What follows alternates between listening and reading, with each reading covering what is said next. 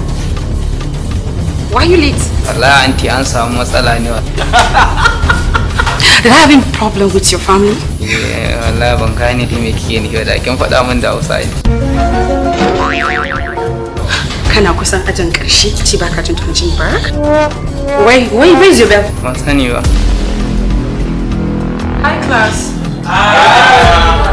Today is English language we're going to discuss. Can anybody tell me what is a noun? What is a noun? We ce now. Billy, what is a noun? Now. Yanzu kenan. Why are you like this? Bad!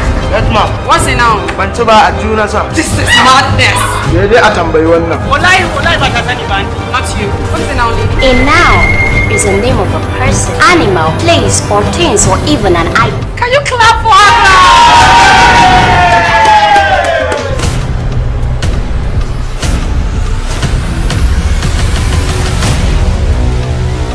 Well.